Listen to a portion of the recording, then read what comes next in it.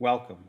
Thank you for joining us on today's webinar, hosted by the National Center for Pyramid Model Innovation. My name is Victor Trinidad with the NCPMI. This webinar is part of the Digging into Data webinar series. Today's topic is Addressing Challenging Behavior Through Data, Behavior Incident Report System, presented by Myrna Vigilla and Lisa Fox. Hi, everybody. I'm Lisa Fox, and I'm with the National Center for Pyramid Model Innovations, as Victor introduced. I hope everyone is well and everyone you love as well. Myrna Vigilla and I are going to do an overview today of the Behavior Incident Report System. And actually, this is one of a series of 6 or 7 webinars that we'll be doing over the next, I think, 9 months to really unpack for you the Behavior Incident Report System. So if you're a data geek and you love data, this will be great for you. I'm going to just introduce the Behavior Incident Report System to you a little bit, and Myrna's actually going to help us look at it. Please pose any questions, and we, at the end, I think, will answer the questions unless they become relevant to what we're going to talk about. So in the National Center for Pyramid Model Innovations, our goal is that all young children and their families could access high quality programs. And so if you know about the pyramid model, you know that the pyramid model's aim is to promote the social emotional competence of all children to work in partnerships with families, and also to address some of the issues that have been seen nationally around suspension and expulsion and the use of exclusionary discipline with children who have challenging behavior. So the pyramid model is a prevention and promotion primarily. That's our approach. We would say to you, the power of the pyramid practices are in promoting social emotional competence and preventing challenging behavior. But we know that kids have behavior challenges. So even when we have all those practices in place, some children will come to your preschool classroom and have challenging behavior. And in the pyramid model, we want to be ready to support those children. We want to be ready to be able to meet those children's needs. And so when young kids have challenging behavior, we are thinking about doing effective intervention quickly, doing it well, so that we can prevent kids from getting on that developmental trajectory of increased challenging behavior. Because what we know from the research, first of all, is that a proportion of preschoolers who come to our classrooms are not behaviorally or emotionally ready to be successful in school. And so our work is teaching those social emotional skills and be able to do that. And we also know that kind of time is urgent, right? Because early problem behavior predicts future problem behavior. And there's quite a bit of literature that if we don't intervene well when children have challenging behavior, kids are going to continue on that trajectory. So we want to make sure that we can respond in a way that's efficient and effective. So that kind of brings us right to some of the reason for using something like the BIR system.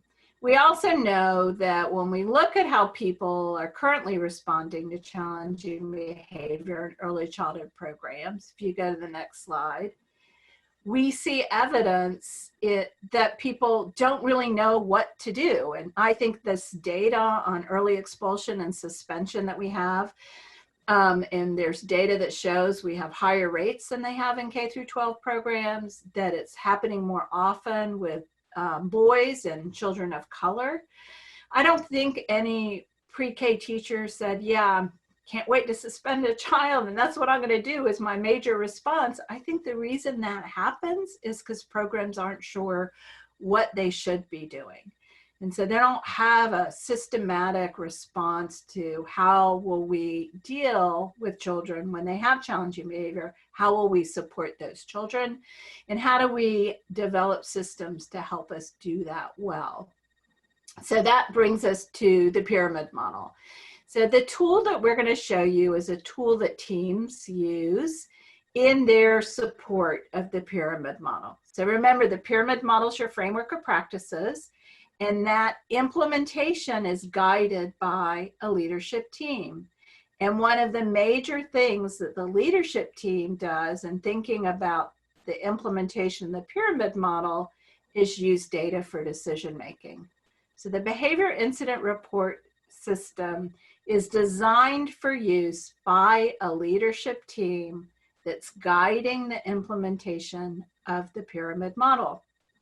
And the tool does really powerful things. So this system that we're about to share with you can help teams think about their behavior prevention and their responses. So the data will help you have a lens on what kids are having problem behavior, what teachers, what are the nature of the problem behavior, and it'll help the team think smartly in a data-formed way about their decisions of where they need to guide programmatic decisions, interventions, procedures around prevention and promotion. The data will help you also identify whether or not there are concerns about how people are responding to challenging behavior. So this issue of using exclusionary discipline and suspensions, or maybe practices that you don't want to have happen in the program, like timeout might be something that you don't want to have in your program. This data system will let you know if these kinds of things are occurring or not. The BIR will produce a summary for the leadership team that will help you examine across your classrooms what's happening, where the incidents are occurring, and so it can inform the decisions you make around professional development, around staffing, around supports, in the way that people are doing their work within the program. And then importantly, the BIR gives the leadership team a quick way to look at which teachers are going to need more support around behavior and which children are going to need more support. So as we look at the system, I want you to keep in mind what we're measuring in the system, because that's going to be really important. As we describe this to programs, often they say, oh, that sounds like what they do in schools. That sounds like systems that are tracking office discipline referrals, or rule, some kind of rule violation actions. And so one of the things we think is really important in the pyramid model is that what we distinguish between what we're measuring in the behavior incident report system and those other kinds of systems. So what's being measured in the BIR is a child incident of behavior that the teacher finds concerning. And that means it occurs with the intensity, the frequency, or the duration that is way beyond, developmentally beyond what we would expect from a child. So for example, if you teach toddlers, you expect biting to happen in your classroom. We all know it, we all expect it, we're ready for it. So I might not even note a behavior incident around the first bite that a child does. But when the intensity, the frequency, and the duration exceeds what I expect, I'm going to use the BIR to track that. So that's what we're doing. We're trying to have a window in to who are the children that are having behavior that is really deeply concerning. And that's going to be different than systems that are using K through 12 programs, where there's an expectation that children can follow school rules, and that when kids violate those social norms or those school rules, they're referred to the office, or there's a particular consequence that's built into their school discipline system. So the behavior incident is going to be measuring something different. And I want you to keep in mind what we're measuring as we unpack for you how we measure it and how we begin to summarize that. So the way it's going to be measured is when the teacher sees a behavior that is the intensity, frequency, or duration that is more than what he or she expects, they'll complete a form. And the form has been designed to be really quick.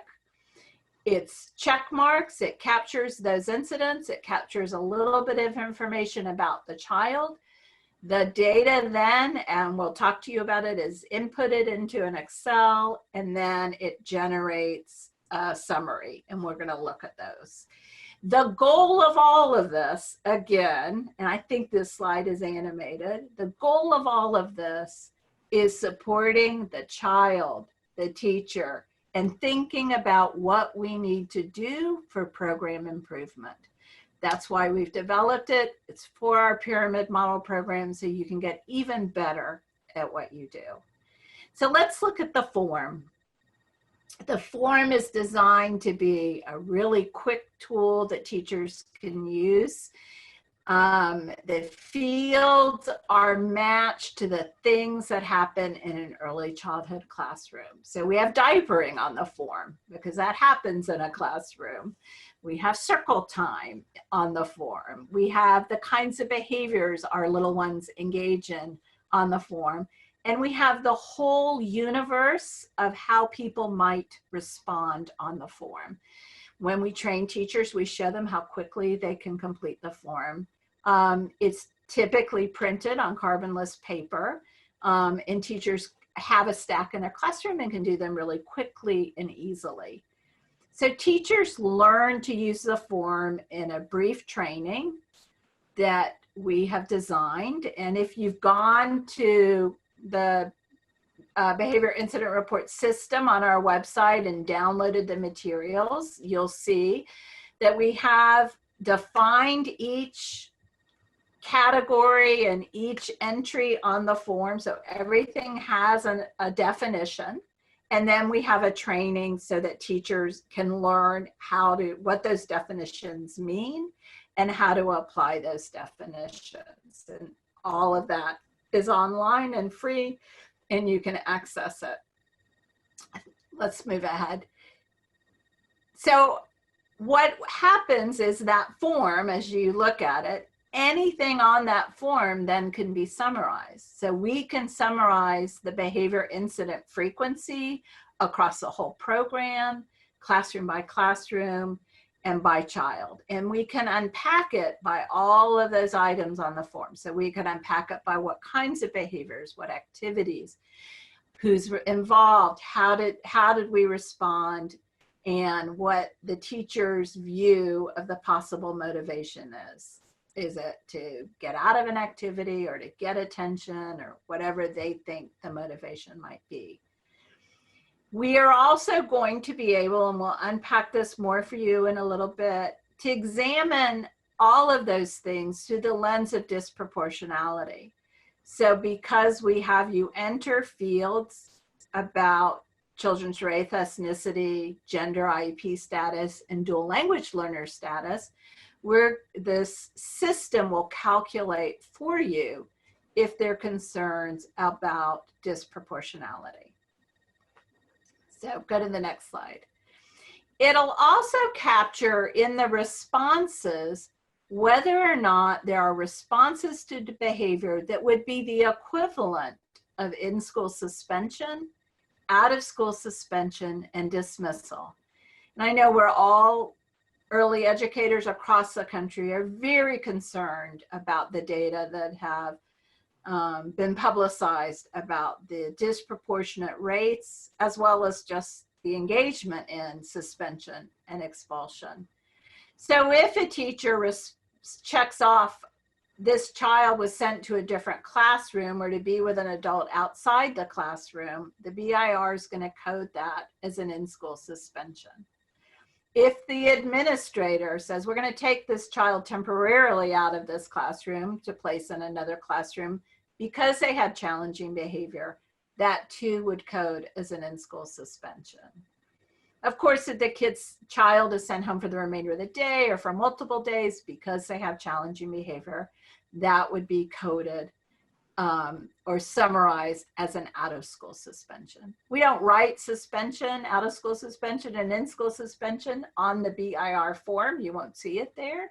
You'll see these functional definitions of those kinds of actions. Go to the next slide. So now you have an idea of what's getting inputted. We have this BIR form, and those data get inputted into the system Myrna will show you that lives on an Excel. We also have children's demographic information in the system. And that allows for what we call these equity alerts. And the equity alert will be calculated for you by the Excel. You don't have to do any of the math, but it'll let you know when a behavior incident has happened, or a suspension, or an expulsion. If those things have happened in a manner that's disproportionate, either because of gender, because of race or ethnicity, because of dual language status, or IEP status. So it'll calculate that for you, so the leadership team can not only ask questions about, are these things happening in the school, in the classroom, in the program, but also, as it's happening, are we seeing disproportionality in those data? And that's very important for work around equity. We can't address equity issues unless we know whether or not we have disproportionality. And to be able to figure that out around behavior incidents, we need to be able to track those data. The BIR will allow you to do that. You can go to the next slide. So how do you do the BIR? What's the process? You obviously learn about the system. This series is going to teach you a lot about how to do the BIR. Teachers get that online training, so they know how to complete a form and how to capture what they're seeing in the classroom. You set up a system in your program for those forms to go to a data entry staff person who will put them into the Excel. And as you enter data into this spreadsheet that Myrna's about to share with you, in real time, you'll begin to see those data get mapped and summarized in a way that will help your leadership team come to database decisions. So I'm going to turn it over to Myrna now so she can really illustrate. I think this all seems really abstract until you get to look at the Excel and you see the graphic output that your team will get when you use the BIR in a program. All right, so now we get to the really exciting part. So the first thing that I want to share is, how do you access the system? So you would go onto our webpage, so it's challengingbehavior.org. You'll go to the implementation tab. And then from the implementation tab, you'll go down to data decision making. And then from data decision making, you'll have two menu options. One of them will take you straight to the BIR, and it'll say the Behavior Incident Report System. And the other one will say implementation. And so you can access it either way. If you make your way to the data decision making page, then what you'll do is you'll scroll down to where it says classroom and program tools. And then you'll scroll down to where it says Behavior Incident Report System. And then you can click on that, and it'll take you to the page where you will download the system. When you get to that page, this is what you'll see. It'll say data decision making, and it'll show you all of the components that we have for the Behavior Incident Report System. So we have an overview fact sheet. You can download that, and that talks about what the BIR does. And we also have a BIR teacher fact sheet. So for teachers to explain what is the BIR, why we're collecting the BIR. You'll get the Excel workbook, and so you'll get a blank version for you to save and enter your data, and you'll also get the demo version. In the demo version, it's just sometimes these spreadsheets are easier when they have data, and you can go in and play with that data instead of entering your own. So you'll get both versions. You'll get the BIR form, and so that is a PDF that you can then copy.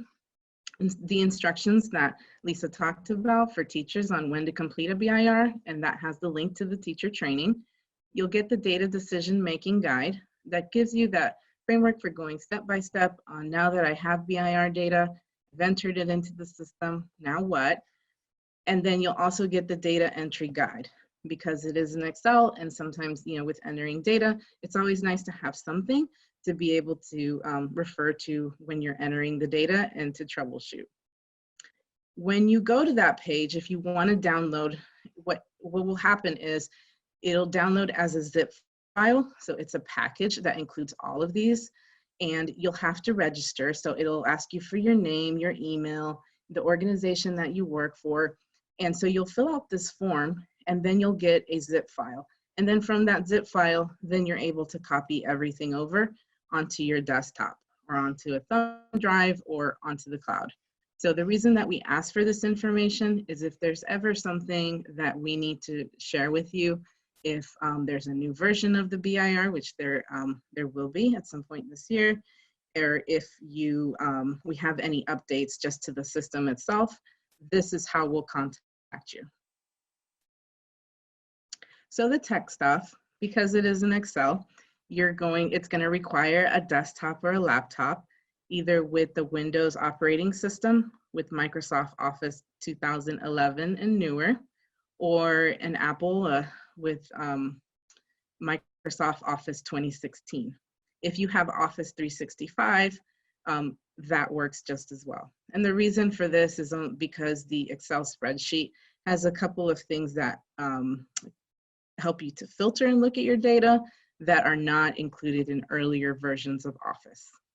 So once you have this, the next thing you need to do is plan where you're going to save your spreadsheet. So you can save it on Box if that's what you use, on Dropbox, on Google Drive, on OneDrive, whatever it is you use, or on your network to your organization.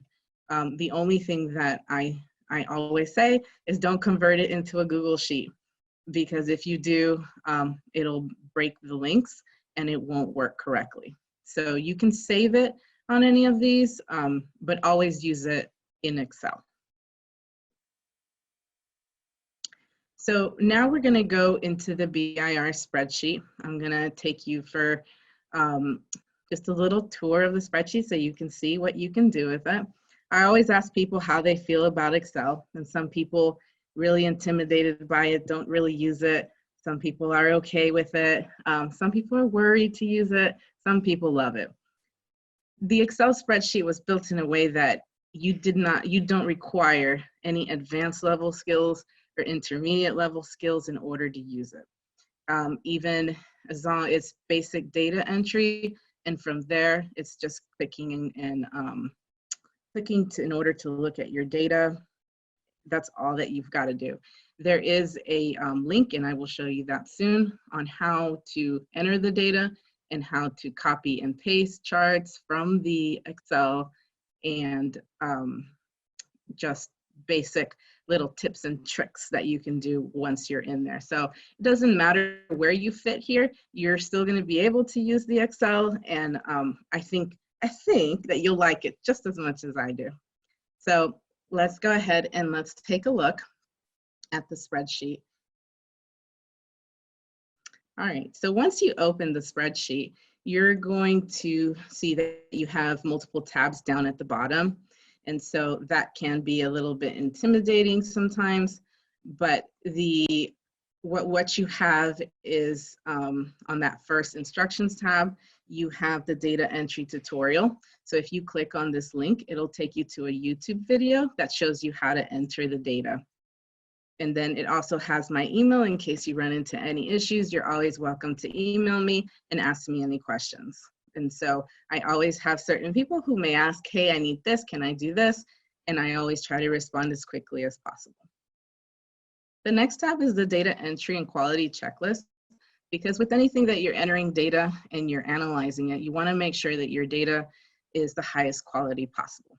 And so we have a couple of suggestions here of things that you should look for before you start analyzing the data. So we've looked at the common errors that I've seen in different tabs. So I highlight which tabs those are and what are the errors that I've seen.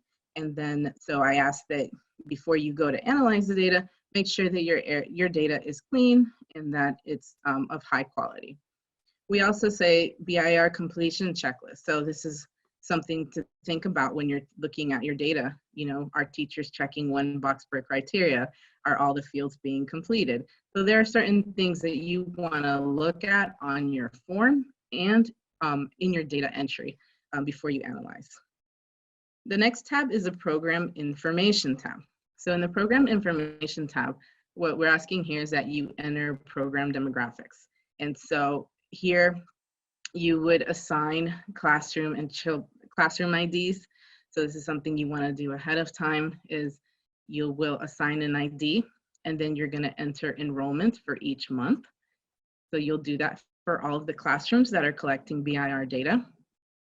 Then you'll put in the enrollment by ethnicity by month as well. So you'll enter, here you're only entering how many Hispanic or Latino children of any race.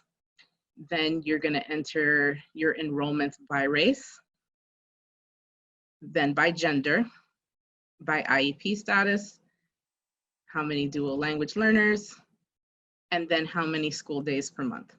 So one thing I do want to note here, that is, if you do not enter the enrollment by ethnicity, race, gender, IEP status, and dual language learner status, the Excel will still work, but you won't get any information about disproportionality. So if you want data about disproportionality, and we hope that you do, you'll fill this out on a monthly basis. So these are the fields that you want to make sure that you're visiting and that they are complete. And then the number of school days per month. So we always advise you come here first, you enter your data, and then you're kind of ready to go. The child enrollment tab is the tab where we enter children the first time that a BIR is written. And so we don't enroll every child in the program. This has space for up to 175 children. They're not all enrolled, so you wouldn't enroll all of the children, only the first time that they receive a BIR. So you would give them a child ID. You would, the gender, select the gender, if they're a dual language learner, whether they have an IEP. And you see these are drop downs, their ethnicity, their race, and their enrollment status. And then any notes that you want to enter here. So for some children who are disenrolled, you might enter the date of disenrollment. So this again is only for children the first time that a BIR is written, not for the entire roster of the program. So then after you've got your program information in, you've got your child enrollment in, this is the data entry. So each row is one BIR form. And so it's a drop down, these are drop downs as well. So you're selecting a classroom ID, a child ID, the month, the date, you're entering the time, and then you're just going straight down the form. You know, what was the problem behavior that was selected, in which activity, who was involved, what was the possible motivation, what was the response, and any administrative follow-up, and then any notes. And so row by row, you'll enter this data. We suggest you enter it on a weekly basis, even though a BIR only takes probably less than a minute to enter. If you have too many at the end of a week, 2 weeks, 3 weeks, then it becomes very cumbersome to sit there and actually enter all of these data. So we say on a weekly basis, you should enter them. And it also helps because then you'll have your data ready for your leadership team meetings and you have time to look at that data. So now we get into all of the charts and tables and all that fun stuff. So the program summary is that program view of what's occurring at the program level. You see how many BIRs have been entered to date, how many children with BIRs. It gives you a view by month, how many BIRs each month, how many children with BIRs, and the average number of BIRs per child. So you're able to see, are we reducing the number of BIRs? Are we reducing the number of children with BIRs? And so sometimes, like you see here, you might say, no, we're not reducing the number of BIRs, but if you pay close attention, you'll see, but we are reducing the number of children with BIRs. And so then now it's a different, let's look at the data to figure out what's going on here. So it's always good to pay attention to what we have here. Right next to that, we have the equity profile alerts. So these are links that you would click if you have an alert. If there's possible disproportionality, then one of these, or different alerts will highlight for you to click on to go check that out. And we always say it's possible because there's lots of factors that decide whether you're going to intervene or not, or what's going on in the program. And so you want to click, you want to go see what's going on. So we'll look at that once we get to that area, but here's where you're going to see if there are any equity disproportionality.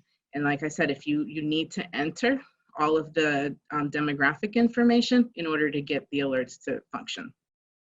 You're going to get the average number of incidents per day, the percent of total BIRs. You're going to get the percent of children enrolled with the BIR. So you'll be able to see by month, by number of school days per month, what's occurring. All of that data, apart from being in charts, is also in a table. So if you're a table kind of person, you've got it all in a table as well. You're going to see the percent of BIRs by all of those categories. So what is our most common problem behavior at the program level? You can see here, it's physical aggression. A little, I don't know if it's difficult to see on your screen, but it is physical aggression. And so quickly, you're able to come in and see what is the highest problem behavior, where is that occurring? You can see here the activities, centers, indoor play. There's also links for you to click and get to that tab quickly. So if you see something here and you're like, oh, I really need to figure that out, you can just click here and it'll take you directly to the problem behavior tab for you to take a look at that. You can see who's involved. So who's involved in the majority of the incidents and what's the motivation? How is the teacher, how is she recording the motivation? So you can see that. You can see the responses. How are our teachers responding? Are there strategies that they're using? Are there strategies that they should be using that they're not using? And then administrative follow-up. Is there any administrative follow-up occurring in the program? Sometimes what I see frequently is that it's not applicable, but that data is there. Then we also have a histogram of the total number of children with BIRs. So in our program, how many children have one BIR versus how many have 1 to 5? Are there any children who have more than 20 BIR? So this gives you a good view of, in our program, where do our children fall when it comes to BIRs that are being written. So this gives you that program overview. And from here, then now you're able to go into the other tabs to see what's going on in my classroom. So this is that classroom summary. So in that classroom summary, you have listed all of the classrooms in the program. And then it tells you month by month how many BIRs were written for this classroom, in this classroom. And so you can see, are there teachers who aren't really completing any BIRs, and are there teachers who are more consistent, and are there teachers, what's going on? It allows you kind of to identify which teachers might need that extra support. And it also shows you a chart here, and it shows you month by month for each classroom. You're able here to filter. These are called slicers, and this is why you need those, the 2011 Microsoft Office, because it allows you to filter your data. So if you want to look at one teacher, at 2 teachers, you can. You can look at a couple of teachers at a time. You can look at a specific month. If you only want to look at January and February, you can for these teachers or classrooms. If you just want to look at January and February, what were the classrooms where there were BIRs that were written? And I can filter here January and February, and it'll show me the classrooms and the number of BIRs. And then I can also get a chart for that. So you're able to look and filter the data however it is that you want to see it at the classroom level. By child ID, this is the next tab. So this shows you in a table form all of the children that have a BIR, and then it tells you month by month and then a total. It is in descending order, so it does show you the child, with the most BIRs, and then descending. And then it shows you the children who are enrolled. And that's why we put that enrollment, because there might be children where BIRs were consistently written, and then it kind of stops. And so you're wondering, oh, what happened there? And so you can see they may have moved something, and so you'll be able to see that here if they were disenrolled. What I have here at the top are a lot of filters. So if you only want to see children for January, you can click that and it'll show you January. If you only want to see by gender, you can. And so you can filter through any of these. You can also, if you keep scrolling, you can filter by problem behavior. So if I want to know which are the children where a BIR has been written, where the problem behavior was running away, for example, I can click that and it'll show me all of the children, and then it'll show me the number of incidents. And with any of these filters, you can click on several things at once. So you can kind of just keep on drilling down if you want to from any of these filters. And then you also have a chart here. Now then we have the tabs that are for each category of your BIR form. So the problem behavior. So if you want to look at a specific problem behavior like non-compliance, you can click on non-compliance and it'll show you month by month the number of BIRs that were written. It also gives you a chart for that. And then you can dig a little deeper. And so these are dynamic tables. They're pivot tables, pivot charts. So they are dynamic, so they do move. No matter what, I don't know. I think they just like to dance. And so you just got to play with them and dance back and move them around. So when you get down to the bottom half, you have a table here that gives you the % of total incidents and the total number of incidents.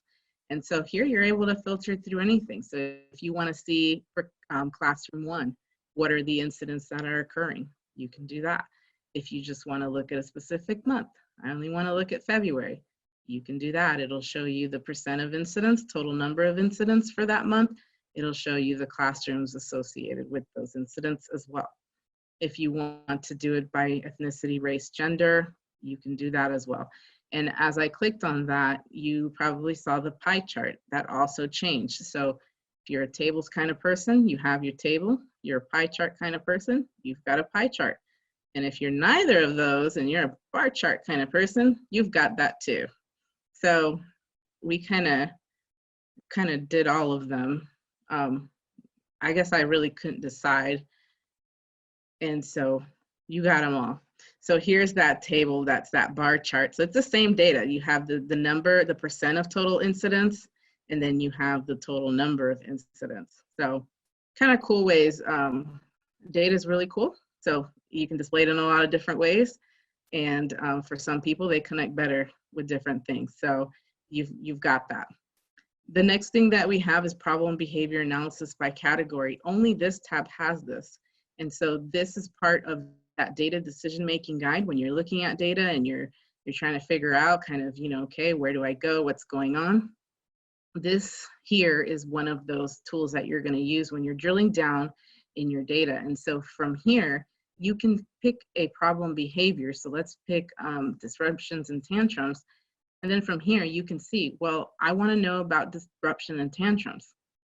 Which activity is it occurring the most? It's occurring during meals, transitions, and circle large group activities. And who's involved? Usually no one, if not, it's the teacher. And what's the possible motivation? It's usually to avoid a task or obtain desired item.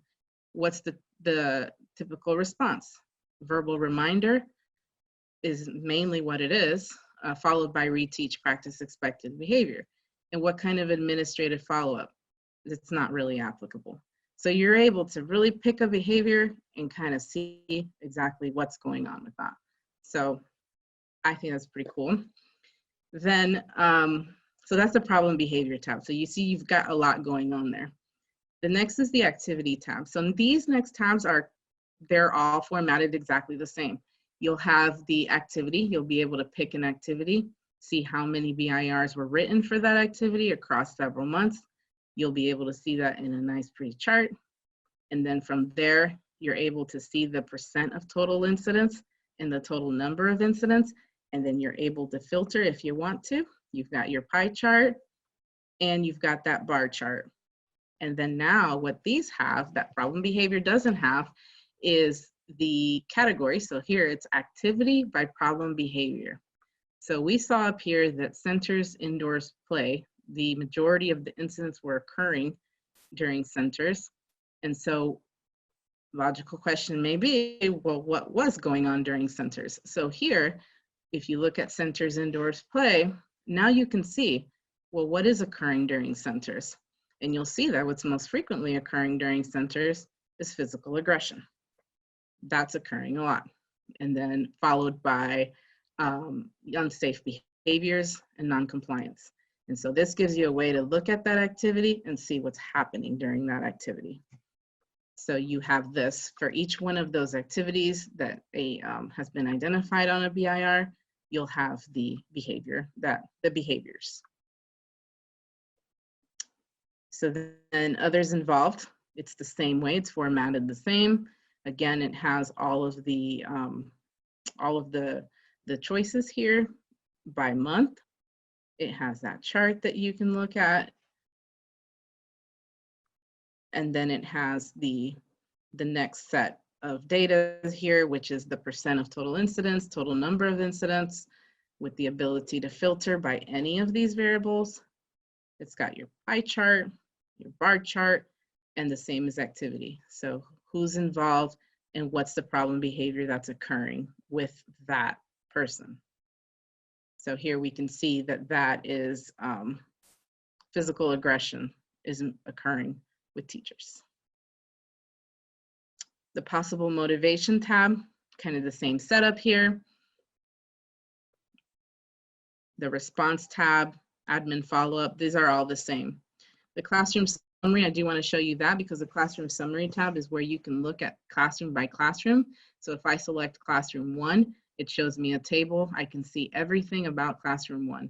I can see the month, the total number of incidents by month, by problem behavior, the activities, others involved, the possible motivation, the response, any administrative follow-up, and incidents by time of day. So when are incidents mainly occurring? It also shows me the children. So these are the children associated with classroom number 1. So if I see this, well, the majority of these incidents are child number 1. I can go to the child summary and I can select child number 1. And now I get those same summaries for that child. And so now you can see, let's look at child number 1, what's going on, what kind of problem behavior, it looks like it's non-compliance during centers, and so on and so forth. So you have all of those charts and tables for this that specific child. The other tab is the distribution by class ID. This tab is basically if you have any questions about anything, it's just a bunch of filters. So I want to look at disruptions and tantrums during cleanup. And it tells me, well, you've got 2 BIRs where there's disruption and tantrums during cleanup, and it's in these 2 classrooms. And then from there, I can go to the classroom tab or the child tab. So if you're a data person, you love playing with data, this is a really great tab to play with, to just kind of see and then go to other tabs and just, I don't know, just play with data and see what's going on. The next set of tabs are the equity profiles. And so in the equity profiles, what you've got here is a lot of numbers, a lot of data. The good thing about it is you don't have to calculate any of it. As long as you've entered all of your data, this will all just do it for you. And so you have the first set are the by frequency. So all we're looking at is incident frequency by race ethnicity. And so if there's anything that you need to focus on, so when I was at the program summary tab and it said check race ethnicity equity profile, when I click on that and it takes me directly here, you have a highlighted value of 76.3% for child composition. And so here it's telling you this is why. This is why that equity alert went off. And so 76.3%, what does that exactly mean? And so you can scroll down and it has a statement here for you. And it says of the 38 children who received at least one BIR, 76.3% are Hispanic or Latino of any race. And this group comprises 56.5% of the total child enrollment. And so what we want to see with child composition is that these values here are less than these values here. If they're not, then that's going to give you that equity alert. We also look at risk ratio values, so that's highlighted here. There's no difference between the red and the yellow. Those were just two colors I picked that day. And that's why they're that color. It doesn't mean that one's more important than the other one. If you download the data decision-making guide, we do walk you through how you should look at this equity data, because that's an entire webinar in and of itself, maybe a few at that. So, but it is in there, and this data, as long as you enter all of your demographic information, you will get this data and you will get the alerts if you have any possible disproportionality. We talked about in-school and out-of-school suspension. So this also gives you an easy way to see, I want to know, is there any in-school suspension occurring? You can click on one. Excel is Excel. There's nothing I can do about Excel. But if I could, I would change that 1 to a yes and the 0 to a no. I haven't gotten quite that far figuring that one out, but the 1 means yes. And I put a little note here. So I want to know which children have an in-school suspension. And here it shows me exactly who those are. It tells me child 4, 28, child 7, and 1, and how many in-school suspensions. Out-of-school suspensions, the same thing. And any expulsions, it's the same thing. And for each child, if you click on this here, it tells you the demographic information for those children. So this gives you that quick and easy way to see, is any suspension or expulsion occurring in our program. The next tabs after that are the same equity profiles, but now we're looking specifically at suspension events. So if you have a BIR where the response was a suspension, then that's what we're looking at here.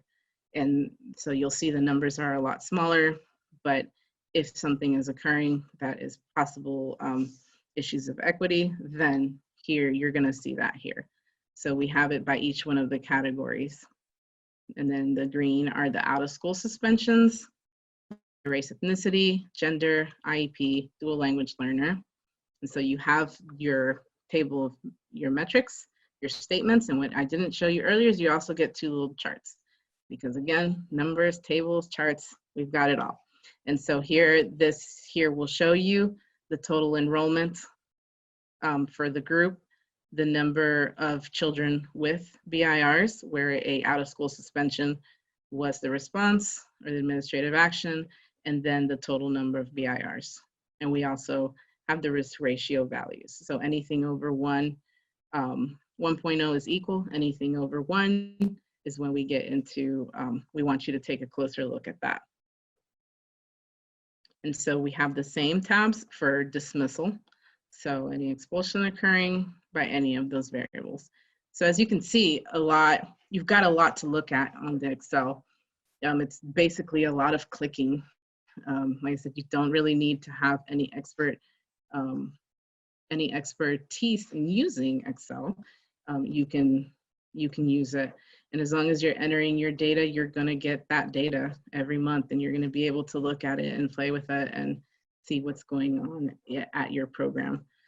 So it definitely is very powerful, and it's one of those tools that that I think you'll fall in love with eventually because it does so much. So that was the BIR. Terrific. So we do, Lisa, I don't know if you want to take on these 2 slides. And now why don't you About share our new this? tools? Wonderful. Okay, sounds good.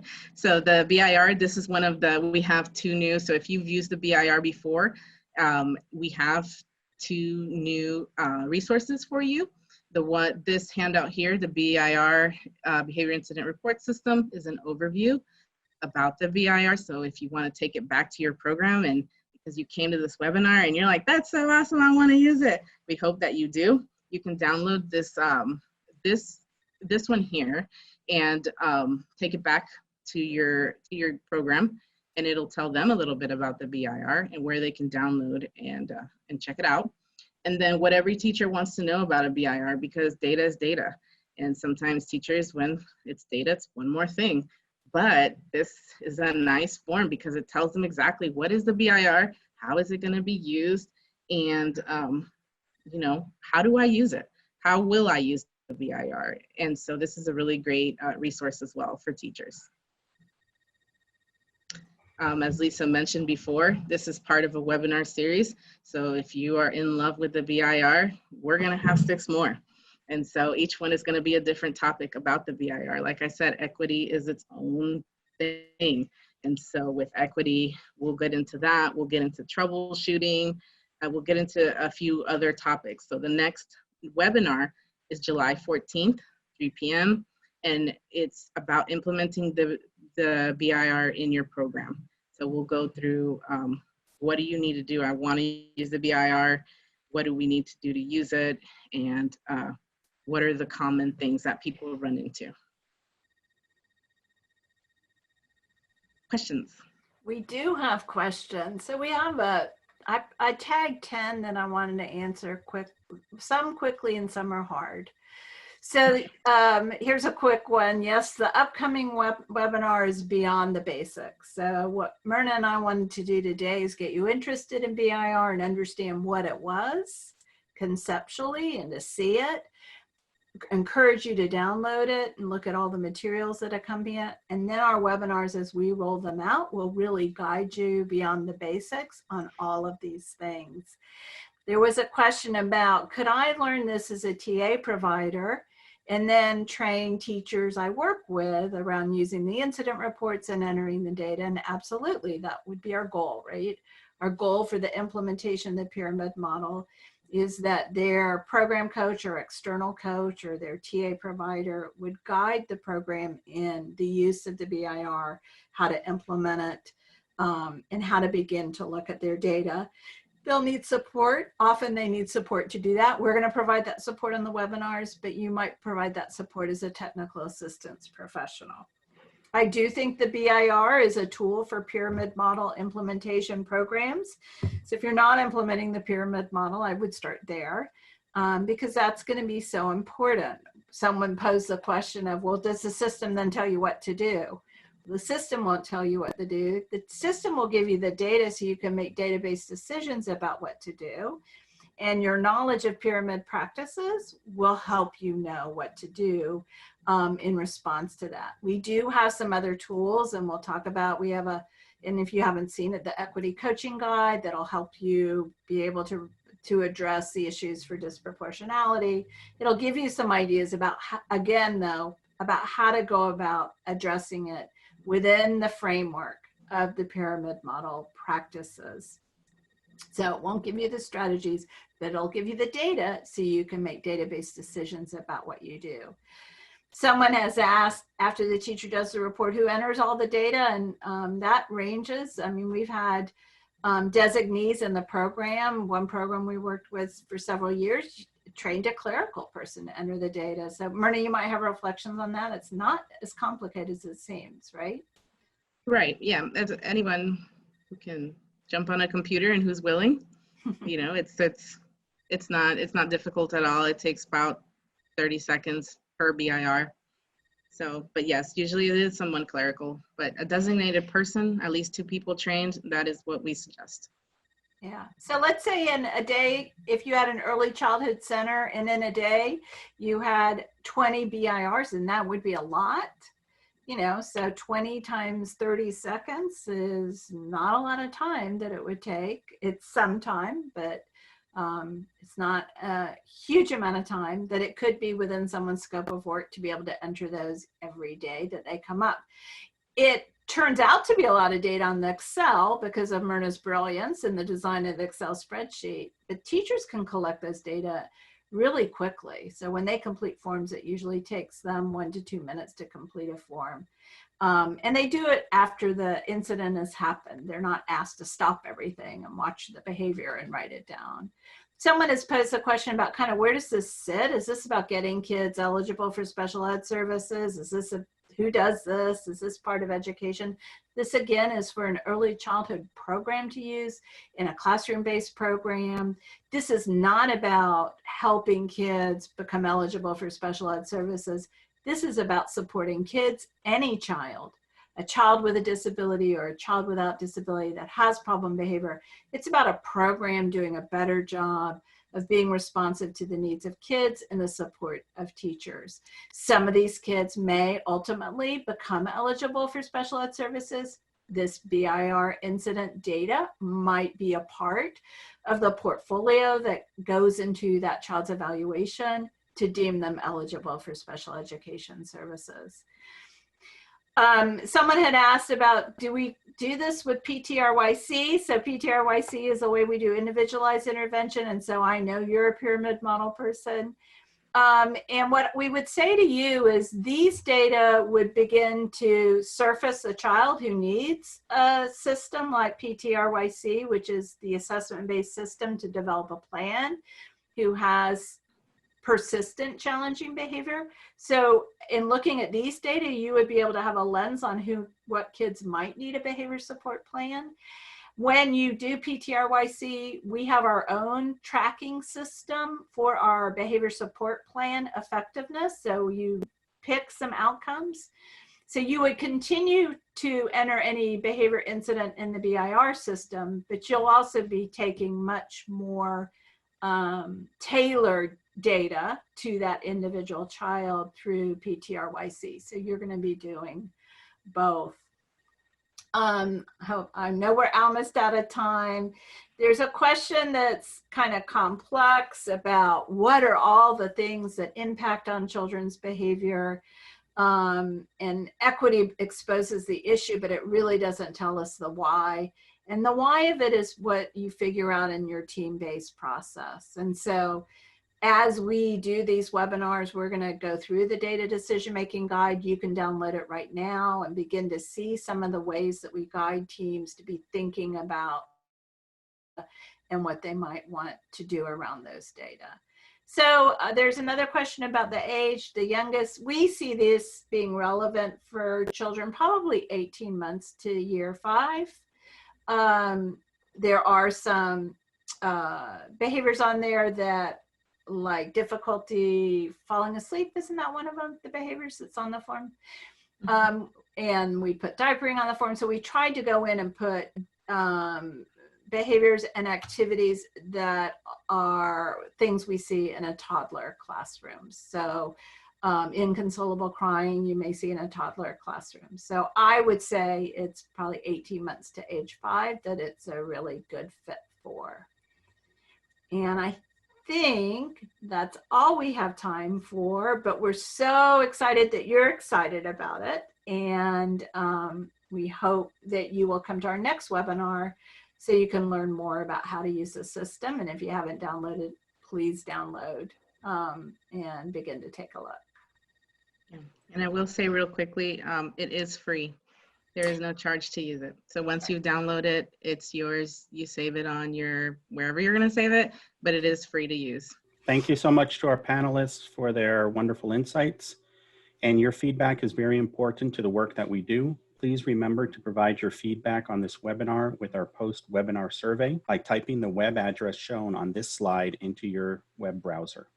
Your certificate of attendance will appear once you submit the survey. We invite you to visit our website, challengingbehavior.org, to sign up for our upcoming webinars, access recordings, download pyramid model resources, and more. Thank you to our funder for making this webinar possible. This concludes our webinar. Thank you all and have a great rest of your day, and please be safe.